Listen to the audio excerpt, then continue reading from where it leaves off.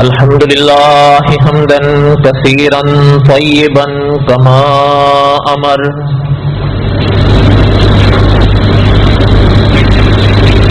ونشهد أن لا إله إلا الله وحده لا شريك له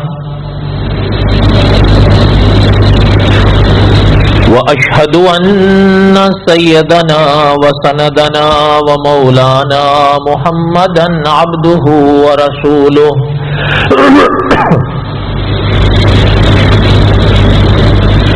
أما بعد أعوذ بالله من الشيطان الرجيم بسم الله الرحمن الرحيم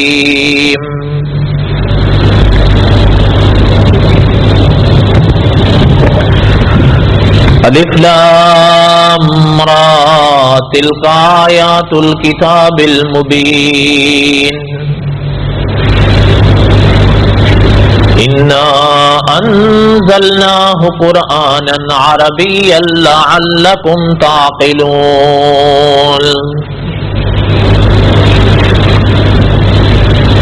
نحن نقص عليك احسن القصص بما اوحينا اليك هذا القرآن وان كنت من قبله لمن الغافلين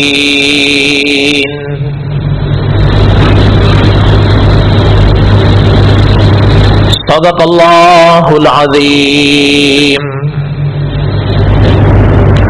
وبلغنا رسوله النبي الكريم ونحن على ذلك لمن الشاهدين والشاكرين والحمد لله رب العالمين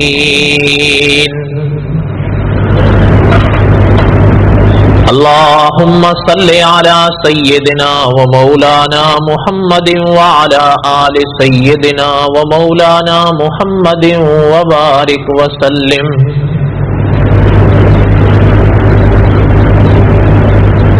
ہمہ قسم کی حمد و ثنا اللہ ذات لم یذل لا یزال کی پاک ذات کے لیے اللہم صلی علی سیدنا و مولانا محمد وعلی آل سیدنا و مولانا محمد وبارک وسلم وصلی علیہ. کوئی بات نہیں، توکل علی اللہ. ہمہ قسم کی حمد و ثنا اللہ ذات لم یذل لا یزال کی پاک ذات کے لیے صدق دل سے لا تعداد مرتبہ درود و سلام امام الانبیاء حضرت محمد الرسول اللہ صلی اللہ علیہ وسلم کی پاک ذات کے لیے. قصص الانبیاء علیہ السلام کے اسباق ہم پڑھ رہے تھے. حضرت موسیٰ علیہ السلام کے کچھ واقعات ہم نے دہرائے اور انشاءاللہ آج اسی سلسلے کو تھوڑا آگے پڑھیں گے، جو تھوڑا سا وقفہ جو گنجائش ہے وقت میں انشاءاللہ.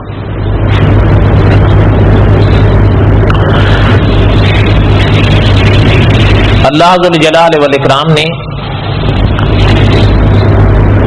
قرآن پاک میں ارشاد فرمایا وَنُمَكِّنَ لَهُمْ فِي الْأَرْضِ وَنُرِيَ فِرْعَوْنَ وَهَامَانَ وَجُنُودَهُمَا مِنْهُمْ مَا كَانُوا يَحْذَرُونَ. یعنی اس پاک آیت کی تفسیر میں علماء مفسرین نے لکھا ہے کہ فرعون اور فرعون والے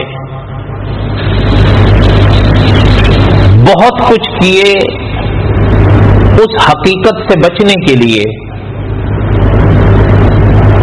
جس حقیقت کی پیش گوئی ان تک پہنچی تھی، اور اس سے بچنے کے لیے بعض علماء مفسرین نے لکھا ہے کہ یعنی 90,000 بچہ تک اس نے قتل کروا دیا. لیکن اللہ ذوالجلال والاکرام نے اپنے پاک کلام کے اس مقام پر فرمایا وَنُمَكِّنَ لَهُمْ فِي الْأَرْضِ وَنُرِيَ فِرْعَوْنَ وَهَامَانَ وَجُنُودَهُمَا. ہم انہیں وہ شے دکھانا چاہتے تھے جس سے وہ خود بچنے کی کوشش کر رہے تھے۔ اچھا، جب ایک فیصلہ قدرت کر لے تو پھر بہرحال کوئی لاکھ جتن کرے، لاکھ کوششیں کرے، ہوگا تو وہی جو منظور خدا ہو۔ اور اللہ ذوالجلال والاکرام نے فرمایا کہ جنہیں وہ دبا رہے تھے ہم انہیں اٹھانا چاہتے تھے۔ ہم چاہتے تھے کہ انہیں ہی مال ملے، انہیں ملک ملے، انہیں سلطنت ملے، انہیں زمین ملے، زمین میں انہیں تمکین ملے۔ اور اللہ ذوالجلال والاکرام نے جو چاہا وہی ہوا، اور علماء نے لکھا ہے جو اللہ چاہتے ہیں، جو اللہ کو منظور ہوتا ہے وہی ہوتا ہے۔ اچھا، یہ مقام ایسا ہے اس سورت کا کہ مولانا عبد الحمید سواتی رحمۃ اللہ نے لکھا ہے کہ یہ قرآن پاک میں پہلا موقع ہے کہ جہاں فرعون کے نام کے ساتھ حامان کا نام اللہ تعالی نے ذکر فرمایا ہے۔ یہ شخص کون تھا؟ علماء مفسرین نے لکھا ہے کہ اللہ کے پاک کلام میں اس کا ذکر آیا ہے فرعون کے ساتھ ہی یا اسی کے واقعات کے ضمن میں، لیکن باقی تفصیل قرآن نہیں بیان کرتا اس کی کہ یہ کون تھا، کیا اس کا سلسلہ تھا، بلکہ بعض علماء نے لکھا ہے کہ یہ آیا ایک شخص تھا، آیا یہ کوئی عہدہ تھا، لیکن یہ سوال ضرور پیدا ہوئے۔ لیکن مولانا عبد الرحمان صاحب مظاہری اپنی کتاب میں لکھتے ہیں کہ قرآن پاک کا جو اسلوب ہے اس سے بالکل واضح ہے کہ یہ شخص تھا، یہ کسی عہدے کا نام تو نہیں لگ رہا، بالکل صاف واضح موجود ہے کہ اللہ نے فرمایا ہم فرعون کو اور حامان کو اور اس کے لشکریوں کو یہ دکھانا چاہتے تھے، اس لیے حضرت نے لکھا ہے کہ یہ شخص تھا، صاف پتہ چل رہا ہے۔ اچھا، پھر یہ شخص تھا کون؟ زیادہ تفصیلات تو ملتی نہیں، البتہ علماء نے یہ فیصلہ لکھا ہے کہ یہ تھا اس کا وزیر، اور کتب متقدمہ کے حوالے سے اور علماء نے بھی لکھا ہے کہ ابھی تک جب وہ خود بادشاہ نہیں بنا تھا اس زمانے میں اس سے دوستی ہوئی تھی اس کی، اور کئی طرح کے اس کو مشورے دینے والا یہی تھا۔ واللہ اعلم بحقیقت الحال، اللہ ہی بہتر جانتے ہیں، کیونکہ قرآن تو اختصار سے کام لیتا ہے۔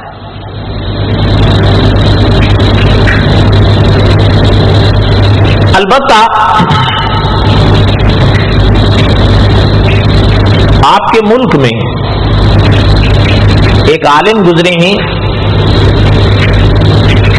مولانا عبد الرشید نعمانی رحمت اللہ علیہ، انہوں نے قرآن پاک میں جو الفاظ آتے ہیں الحمد کی الف سے لے کر والناس کے سین تک ایک ایک لفظ پہ لغت لکھی ہے قرآن کی، کہ قرآن پاک میں جو الفاظ آئے ہیں ان کے معنی کیا ہیں۔ اس کا نام ہی لغات القرآن ہے۔ مثلا قرآن پاک کا جو پہلا لفظ ہے نا الحمد، اب الحمد کا معنی اردو میں کیا ہے؟ آپ یہ لغت کھولیں آپ کو سمجھ میں آ جائے۔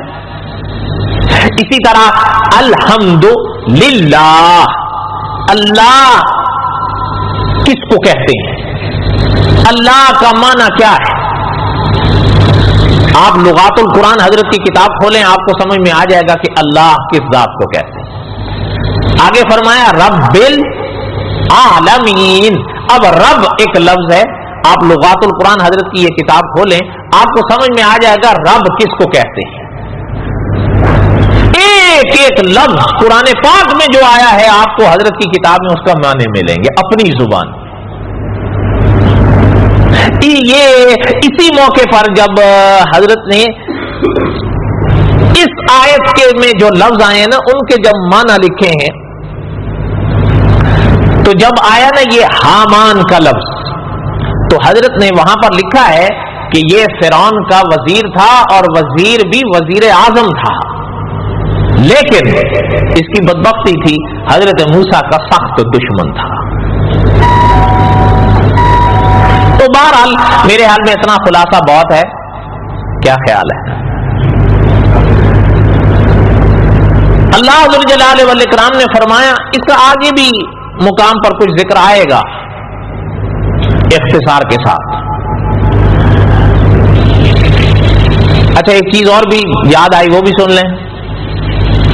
مولانا عبد الرشید نعمانی رحمۃ اللہ علیہ کی یہ جب فوت ہوئے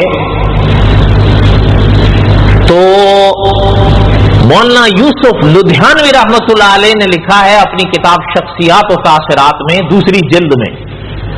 حضرت نے لکھا ہے کہ جب مولانا عبد الرشید نعمانی رحمۃ اللہ علیہ فوت ہوئے تو فوت ہونے کے بعد حضرت کی یہ کرامت ظاہر ہوئی کہ ان کا چہرہ اتنا خوبصورت ہو گیا کہ دنیا دیکھ کے دنگ رہ گئی. حضرت نے لکھا ہے یہ اللہ کی عنایت تھی کہ جو ان کے اندر تھا نا اس کی کچھ جھلک قدرت نے ان کے چہرے پہ ظاہر کر دی. کوئی بات آپ کو بھی سمجھ میں آ رہی ہے؟ عقائد صحیح ہوں، اعمال صحیح ہوں، ان کے انوار کی جھلکیاں ظاہر ضرور ہوتی ہیں. اپنا تفسیر مکی میں آیا ایک یہ چیز یاد آ گئی وہ بھی سن لیں. اپنا ہوتے ہیں نا اب بھی ہیں جن کو کہا جاتا ہے نعت خوان. پرانے دور میں ایک حضرت کمتر گزرے ہیں یہ نعتیں پڑھا کرتے تھے، لیکن علماء یوں لکھتے ہیں کہ نعتیں وہ پڑھتے تھے جو صحیح ہوتی تھی، اہل سنت و جماعت کے عقائد کے مطابق ہوتی تھی، اس میں کئی مبالغے نہیں ہوتے تھے. اور بعض حضرات نے اس موقع پر فرمایا کہ اب موقع پر جو اب دور چل رہا ہے اسی کا شکوہ کیا جاتا ہے. اچھا تو تفسیر مکی میں اچھا کہ جنہوں نے ان کو دیکھا تھا نا جناب کمتر کو وہ جانتے ہیں، یعنی کوئی ایسے رنگ والی بات بھی نہیں کوئی.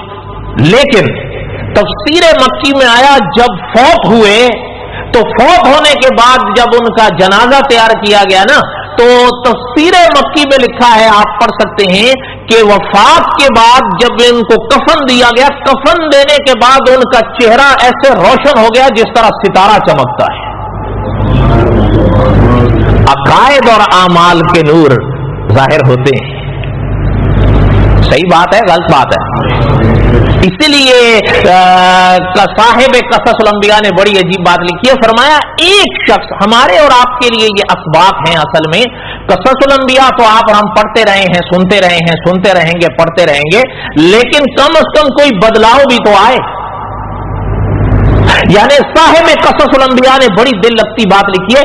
ایک انسان رات کو تہجد کا موقع اس کو ملتا ہے، اٹھ کر وضو کر کے 2 رکعت پڑھ لیتا ہے، اور خدا نہ کرے اللہ کی پناہ اگر کوئی شخص وہی رات ساری گناہ میں گزار دیتا ہے، صبح کے اجالے میں ایک کے چہرے کا نور بھی دیکھو، دوسرے کے چہرے کی نحوست بھی دیکھو، فرق تو ہے. اس لیے اکابر نے لکھا ہے کہ آپ کو اور ہمیں صرف سن کر آگے نہیں بڑھ جانا چاہیے، بلکہ کوشش کرنی چاہیے کہ جیسے یہ اکابر ہمارے گزرے ہیں اور انہوں نے قدرت کے لیے جو کام کیے ہیں، آپ کو اور ہمیں بھی ان کے نقش پا پر چلنے کی کوشش کرنی چاہیے.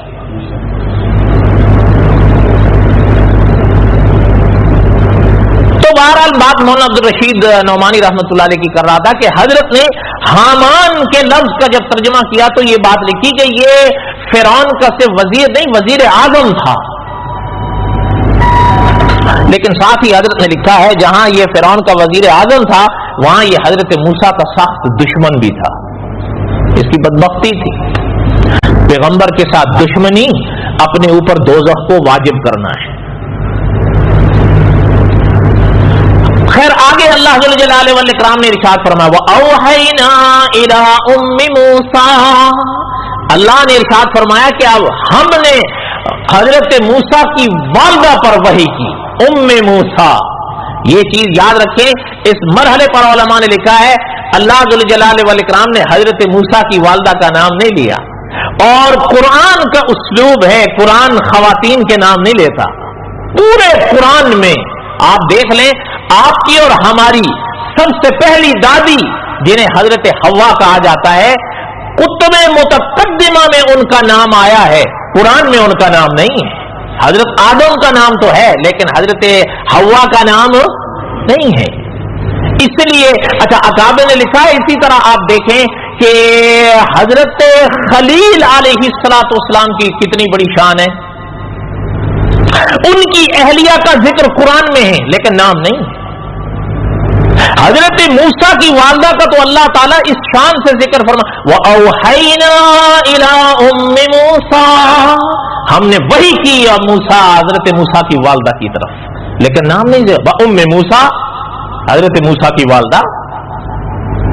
اچھا حضرت محمد الرسول اللہ صلی اللہ علیہ وسلم جو خدا کے اس دھرتی پر خدا کے آخری رسول ہیں. اچھا حضرت آمنہ اسلامی کتابوں میں ان کا نام ہے، تاریخی کتابوں میں ان کا نام ہے، قرآن میں نہیں ہے آقا کی والدہ کا نام. علماء مفسرین نے لکھا ہے کہ پورے قرآن میں ماں سوائے حضرت مریم کے کسی خاتون کا نام اللہ نے نہیں لیا. یا ایھا النبی، حضور کا ذکر آیا نا، حضور علیہ الصلوۃ والسلام کے عزتوں کا ذکر آیا، حضور کی بیٹیوں کا ذکر آیا، لیکن قرآن میں حضور کی نہ کسی اہلیہ کا نام ہے نہ حضور کی کسی بیٹی کا نام. حضرت موسیٰ کی بہن کا ذکر قرآن کرتا ہے، اللہ نے نام نہیں لیا. قل لأزواجک وبناتک ونساء المؤمنین، نام ہے ہی نہیں. علماء نے لکھا ماں سوائے حضرت مریم کے اللہ نے قرآن میں کسی خاتون کا نام نہیں لیا. قدرت نے پردہ رکھا ہے، قدرت چاہتی ہی نہیں ہے. حضرت شعیب کی بیٹیوں کا ذکر قرآن میں ہے، آگے پڑھیں گے ہم انشاءاللہ اگر اللہ نے زندگی دی تو، لیکن نام نہیں. حتیٰ کہ انہوں نے جب خدا کے پیغمبر کو وہ بلانے کے لیے آئیں تو قرآن نے ان کے آنے تک کے انداز کو بیان کیا لیکن قرآن نے نام نہیں لیا. تو بہرحال خیر یہ تو ایک ضمن بات ہے. کہنے کا مقصد یہ تھا کہ علماء نے لکھا ہے اللہ ذو الجلال والاکرام نے ماں سوائے حضرت مریم کے کسی کا نام نہیں لیا. خواتین وَأَوْحَيْنَا إِلَىٰ أُمِّ مُوسَىٰ، اللہ نے فرمایا ہم نے وحی بھیجی حضرت موسیٰ کی والدہ کی طرف. اچھا یہاں پھر اس آیت میں اکابر کی بڑی عجب بحث ہے کہ وحی جو ہے یہ تو خدا کے نبیوں کی طرف آتی ہے، تو حضرت موسیٰ کی والدہ کی طرف وحی کرنے کا ذکر اللہ فرما رہے ہیں. اور شاید ہو سکتا ہے آپ حیران بھی ہو کہ بعض شخص اس طرف بھی نکلے ہیں کہ پھر حضرت موسیٰ کی والدہ نبی تھی. لیکن یاد رکھیں اس لیے کہ وہ جو دلائل لکھے ان میں ایک دلیل یہ بھی ہے، لیکن جمہور علماء اور علماء اہل سنت و جماعت کا فیصلہ یہ ہے کہ اللہ ذو الجلال والاکرام نے نبوت اور رسالت کے سلسلے میں حضرت آدم کی اولاد میں سوائے مرد کے کسی کے لیے نہیں رکھے. شان حضرت موسیٰ کی والدہ کی بہت عظیم ہے لیکن نبی نہیں، نبی نہیں. اور اس کی کچھ تفصیل انشاءاللہ حضرت مریم کے بعد میں آئے گی بڑی تفصیل کے ساتھ انشاءاللہ. اس لیے کہ جو عالم اس طرف نکلے ہیں وہ کوئی چھوٹی موٹی بات نہیں، بہت بڑی شخصیت ہے. لیکن بہرحال صاحب قصص الانبیاء نے لکھا ہے کہ کوئی حیرانگی کی بات نہیں، جو علم والے ہوتے ہیں کبھی کبھی غلطی اور چوک ان سے ہو جاتی ہے جانے انجانے میں، لیکن جو فیصلہ اکابرین کا ہے، جو جمہور کا ہے، محققین کا ہے، امت کا ہے، اسی کے ساتھ آپ اور ہم سب ہیں کہ نبوت اور رسالت کے سلسلے اللہ نے صرف مردوں میں رکھے ہیں، خواتین میں. اور اگر دیکھیں نا ایک بڑی موٹی سی ایک بات ذہن میں بٹھا لیں کہ اگر یہاں پر وحی نبوت ہی مراد ہے تو قرآن میں دوسرے مقام پر یہ جو آ رہا ہے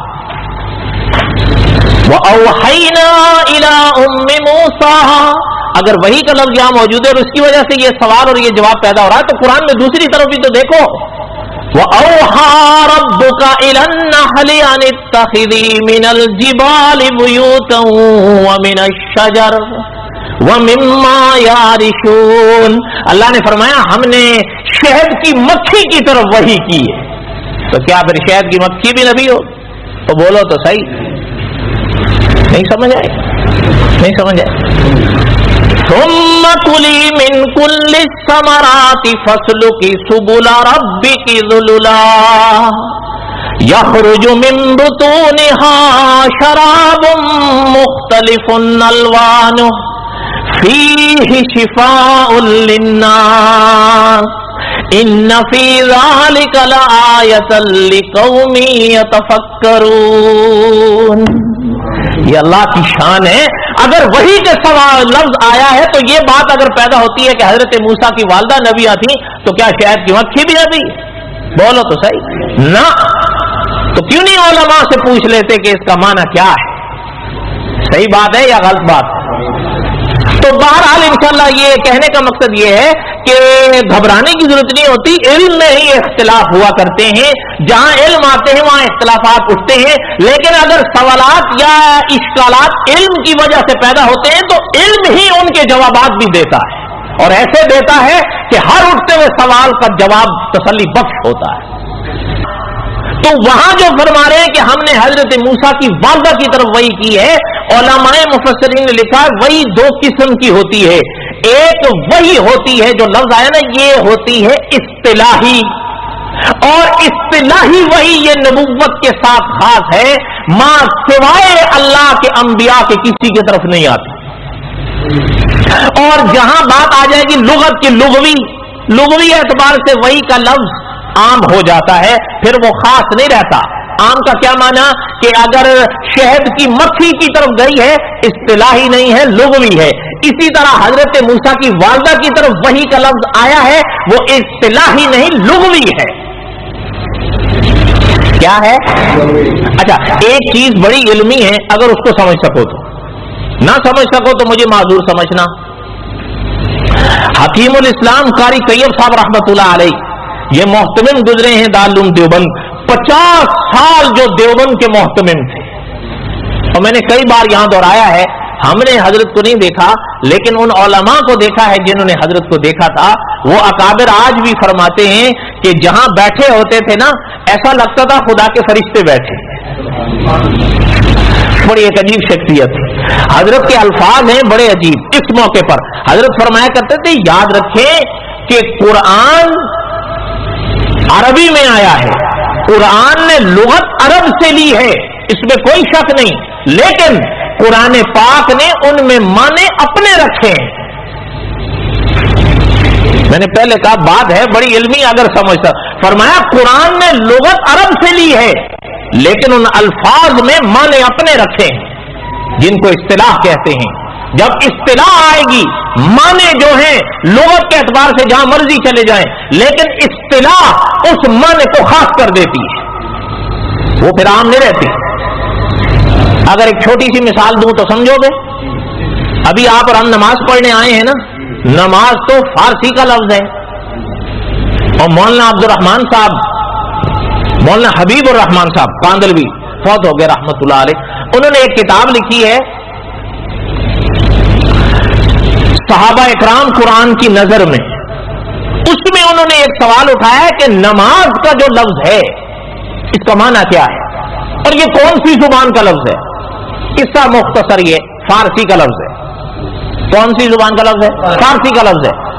لیکن قرآن تو نماز کا لفظ ادا نہیں کرتا کیونکہ قرآن عربی میں ہے فارسی میں ہے. تو قرآن میں نماز کا لفظ ہو ملے گا, معنی میں ملے گا آپ کو. تو معنی اردو میں, فارسی میں, پنجابی میں, انگلش میں, کسی میں بھی ہو سکتے ہیں.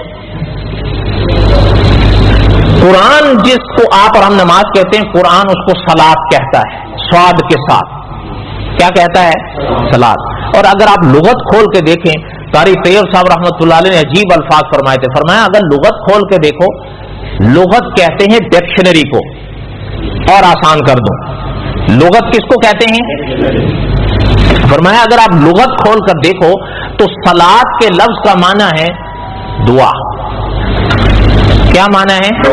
دعا، جسے آپ اور ہم دعا کہتے ہیں، لغت صلاۃ اس کو کہتی ہے۔ اچھا اب میں آپ سے پوچھتا ہوں، قرآن میں جہاں فرمایا گیا اقیم الصلاۃ، نماز کو، اچھا اب میں یوں بیٹھا ہوں، آپ نے یہ پڑھ دیا، میں کہوں ربنا آتنا فی الدنیا حسنہ وفی الآخرۃ حسنہ وقنا، اچھا دعا تو میں نے کر لی، نماز ہو گئی؟ بولو بولو نا، ہو گئی؟ نہیں ہوئی ہے۔ بات یہ ہے کہ لغت بھلے صلاۃ کے لفظ کو دعا میں لائے، وہ لغت ہے، لغت جانے، لیکن قرآن میں جب صلاۃ کا لفظ آیا ہے، اب وہاں ہم لغت کی طرف نہیں اصطلاح کی طرف جائیں گے، اور اصطلاح میں جب بات آئے گی وہ خاص ہو جاتی ہے۔ میں وضو کروں گا اور قبلے کی طرف رخ کروں گا، نماز کا وقت ہوگا، کبھی یوں کبھی یوں کبھی یوں کبھی یوں بیٹھوں گا، اللہ اکبر سے السلام علیکم ورحمۃ اللہ تک ادا کروں گا، اب لفظ صلاۃ ادا ہوگا۔ صحیح بات ہے یا نہیں؟ اسی کو قاری طیب صاحب رحمۃ اللہ علیہ نے سمجھایا تھا، فرمایا قرآن نے لغت عرب سے لی ہے لیکن ان الفاظ میں معنی اپنے رکھے ہیں۔ اس لیے حضرت موسیٰ کی والدہ کی طرف جو وحی کا لفظ آیا ہے، کوئی اشکال نہیں، نہ وہ نبیہ ہو جاتی ہیں اس سے، ہاں ان کے ولیہ ہونے میں شک نہیں، ان کے نیک ہونے میں شک نہیں، حضرت موسیٰ کی والدہ بھی ان کی شان ہونے میں شک نہیں، لیکن وہ نبیہ نہیں، نبی ایک اور چیز ہوتی ہے، وہ سلسلے اللہ تعالیٰ نے مردوں کے سوا کہیں نہ رکھے، اور علماء کا فیصلہ یہ ہے کہ وہ پاک سلسلہ حضرت آدم سے لے کر حضرت محمد الرسول اللہ پہ ختم ہو۔ کوئی بات سمجھ میں آئی عقیدے کی؟ اب آگے سنیں، اللہ جل جلالہ والاکرام نے فرمایا کہ ہم نے وہی کی ہے حضرت موسیٰ کی والدہ کی طرف کہ جب آپ نہ، اللہ میاں کیا وہی فرمائی؟ فرمایا وَأَوْحَيْنَا إِلَىٰ أُمِّ مُوسَىٰ أَنْ أَرْضِعِيهِ، فرمایا کہ اپنے بچے کو دودھ پلاؤ، اپنے بچے کو دودھ پلاؤ، فَإِذَا خِفْتِ عَلَيْهِ فَأَلْقِيهِ فِي الْيَمِّ وَلَا تَخَافِي وَلَا تَحْزَنِي إِنَّا رَادُّوهُ إِلَيْكِ وَجَاعِلُوهُ مِنَ الْمُرْسَلِينَ۔ شان اللہ کی واقعات تو انشاءاللہ ہم آگے پڑھیں گے، لیکن اپنے اللہ کی شان دیکھو اس مقام پر، إِنَّا رَادُّوهُ إِلَيْنَا رَادُّوهُ إِلَيْكِ، اللہ نے فرمایا کہ حضرت موسیٰ کی والدہ کو ہم نے فرمایا ہم آپ کو اپنے کلیم کے پاس نہیں لائیں گے، ہم کلیم کو آپ کے پاس لائیں گے۔ سبحان اللہ نہیں کہنا، روزہ ٹوٹ جائے گا۔ اللہ تعالیٰ آپ لوگوں پر رحم فرمائیں۔ ہمیں کتنے علماء ہیں کہتے ہیں یار ایسا مجمع ہم نے نہیں دیکھا، میں کہا دیکھو گے بھی نہیں۔ بہرحال اللہ کی شان ہے، فرمایا کہ میرے اللہ نے فرمایا اِنَّا رَادُّوهُ إِلَيْكِ، ہم موسیٰ کو اب ان کی والدہ کے پاس لائیں گے۔ کئی حضرات اپنے بیان میں کہہ دیتے ہیں حضرت موسیٰ کی والدہ دوڑتی ہوئی آئیں اور اپنے بچے کو لے لی، پتہ نہیں کہاں سے لیتے ہیں وہ، حالانکہ قرآن صاف کہہ رہا ہے اِنَّا رَادُّوهُ إِلَيْكِ، ہم نے فرمایا کہ ہم اپنے کلیم کو تیرے پاس لائیں گے۔ تو پھر کیسے کہہ رہے ہو کہ فرعون نے بلایا اور حضرت موسیٰ کی والدہ دوڑتی بھی چلی گئی؟ قرآن کی اسلوب کے خلاف ہے یہ مسئلہ۔ یہ تو حالانکہ ایک تو ہونا چلے کتابی مسئلہ کہ جی کتاب میں یہ لکھا ہوا نہیں، یہ تو صاف قرآن کہہ رہا اِنَّا رَادُّوهُ إِلَيْكِ، ہم نے فرمایا کہ ہم ان کو تیرے پاس لوٹائیں گے۔ اچھا یہ اللہ تعالیٰ رحم فرمایا، آپ کے اور ہمارے ملک میں ایک عالم گزرے فوت ہو گئے، وہ جب یہ آیت پڑھا کرتے تھے نا، بڑی ایک عجیب بات فرمایا کرتے تھے جو آج بھی یاد آتی ہے، إِنَّا رَادُّوهُ إِلَيْكِ وَجَاعِلُوهُ مِنَ الْمُرْسَلِينَ۔ اللہ نے، یہ ان کے الفاظ لے رہا ہوں، حضرت موسیٰ کی والدہ سے کیا ہوا وعدہ پورا کیا کہ نہیں، جان بھی بچائی کہ نہیں، دودھ بھی پلوایا کہ نہیں، اور آگے چل کے حضرت موسیٰ کے سر پہ نبوت کا تاج سجایا کہ نہیں۔ اِنَّا رَادُّوهُ إِلَيْكِ وَجَاعِلُوهُ مِنَ الْمُرْسَلِينَ۔ اچھا بعض اکابر نے اس موقع پر بڑی عجیب بات فرمائی ہے، فرمایا ذرا غور کریں، اللہ فرما رہے ہیں کہ ان کو ہم اپنا رسول بنائیں بنیں گے ان کو، اور لیکن شان ہے فرمایا کہ ذرا بات کو سمجھے، تلک الرسل فضلنا بعضهم علی بعض کی شان ہے. فرمایا ذرا غور کرو، آدم صفی اللہ کہلائیں گے، نوح نجی اللہ کہلائیں گے، ابراہیم خلیل اللہ کہلائیں گے، اسماعیل ذبیح اللہ کہلائیں گے، لیکن موسیٰ کلیم اللہ کہلائیں گے. اور قاری عبدالحی عابد صاحب رحمۃ اللہ علیہ بڑی عجیب بات فرمایا کرتے تھے، فرمایا کرتے تھے کہ ذرا غور کرو، آدم صفی اللہ کہلائیں گے، نوح نجی اللہ کہلائیں گے، ابراہیم خلیل اللہ کہلائیں گے، اسماعیل ذبیح اللہ کہلائیں گے، داؤد خلیفۃ اللہ کہلائیں گے، موسیٰ کلیم اللہ کہلائیں گے، عیسیٰ روح اللہ کہلائیں گے، حضرت محمد الرسول اللہ کہلائیں گے. لیکن یہ سارے دوسرے جز ہیں جو بدلتے چلے جائیں گے، لیکن حضرت محمد الرسول اللہ پہ محمد الرسول اللہ تھم جائے گا. لیکن جو پہلا جز ہے وہ پہلے دن سے لا الہ الا اللہ، آخری دن تک لا الہ الا اللہ. نہیں سمجھ آئی بات؟ نہیں سمجھ آئی. اللہ کرے سمجھ میں آ جائے. یہی تو وہ چیز ہے کہ بہار ہو کے خزاں لا الہ. اور اسی موقع پہ قاری عبدالحی عابد صاحب فرمایا کرتے تھے، وہ کہتے تھے لوگوں پڑھو لا الہ، خدا کے سوا کوئی داتا نہیں ہے. یعنی سارے بعد والے جز تبدیل ہوئے حضرت آدم سے لے کر حضور تک، لیکن پہلا جز کلمے کا یہی رہا ہے لا الہ. نبیوں نے توحید ہم کو سکھائی، جسم اپنا پتھروں سے زخمی کرا کر، وہ کہتے تھے لوگوں پڑھو لا الہ. بقیہ کا قصہ ہے حضرت موسیٰ علیہ السلام انشاءاللہ عید الفطر کے بعد. تو انشاءاللہ یہ جو آیت کا آدھے حصے کا ترجمہ چھوڑا ہے تب انشاءاللہ پورا کر دیں گے اگر زندہ رہے. اور اگر اس سے پہلے حضرت اسرائیل میری وال یا آپ کی وال آ گئے تو پھر وہاں جنت میں ایک دوسرے کو سنائیں گے انشاءاللہ. جنت بھی تو قاری عبدالحی عابد صاحب فرماتے تھے اللہ نے ایمان والوں کے لیے بنائی ہے. صحیح بات فرماتے تھے یا غلط فرماتے تھے؟ وما علینا الا البلاغ المبین. سنتیں پڑھ